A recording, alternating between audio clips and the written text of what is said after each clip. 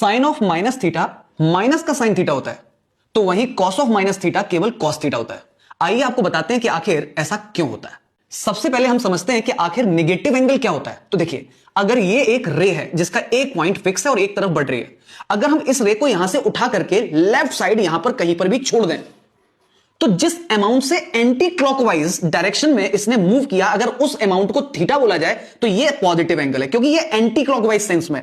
लेकिन अगर वही क्लॉकवाइज सेंस में रोटेशन किया जाता तो ये जो एंगल क्रिएट होता है इसको हम बोलते हैं माइनस थीटा। अब कहानी को आगे बढ़ाने के लिए एक फंडामेंटल बात आप समझ लीजिए।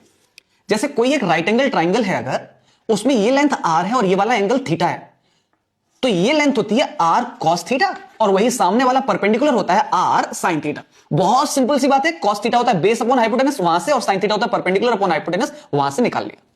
अब हमने क्या किया, एक सर्कल लिया जिसका सेंटर है 0,0 ओरिजिन और रेडियस है 1 यूनिट। तो यहां पर कोई भी एक रैंडम पॉइंट होगा, बहुत सारे पॉइंट्स हैं उसमें।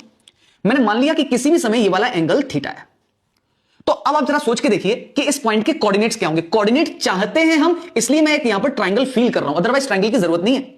आप सोचो ये 1 है, ये एंगल थीटा है, तो ये कितना होगा 1 cos थीटा, और ये क्या होगा 1 sin थीटा। तो इसके कोऑर्डिनेट्स हो गए cos थीटा और sin थीटा। 1 लिखने की कोई जरूरत ही नहीं लगी। अब अगर मैं आपसे ये बोलूं कि इसी पॉइंट के कोऑर्डिनेट्स x, y से फील करो जरा, तो आप जरा बताइए y कोऑर्डिनेट ही क्या है हमारे लिए sin थीटा, और x कोऑर्डिनेट हमें बताता है cos थीटा। दोस्तों अब दोस्तों, जैसे मैंने पॉइंट यहां पर फर्स्ट क्वाड्रेंट में लिया, अगर यही पॉइंट ठीक नीचे यहां पर लिया जाए, तो जरा सोचो अगर आप इसे यहां पर मिला रहे हो, अब ये एंगल कितना हो जाएगा। दोस्तों ये वाला एंगल थीटा नहीं होगा, माइनस थीटा होगा। एंटी क्लॉकवाइज सेंस में पॉजिटिव था, तो क्लॉकवाइज सेंस में माइनस होगा ये।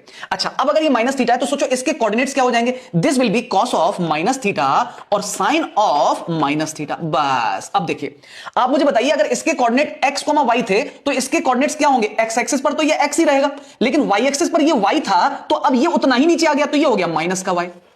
बस अब आप मुझे बताइए ध्यान से देख करके, साइन ऑफ माइनस थीटा किसके बराबर आया भैया, माइनस y के। अब देखो दोस्तों, साइन ऑफ माइनस थीटा किसके बराबर आया भैया, माइनस y के, और y किसके बराबर था, साइन थीटा के। तो बस हो गया काम कि sine of minus theta equal है माइनस साइन थीटा के। वहीं सोच के देखिए, कॉस ऑफ माइनस थीटा किसके इक्वल है बेटा, x के, और x किसके इक्वल था, कॉस थीटा के।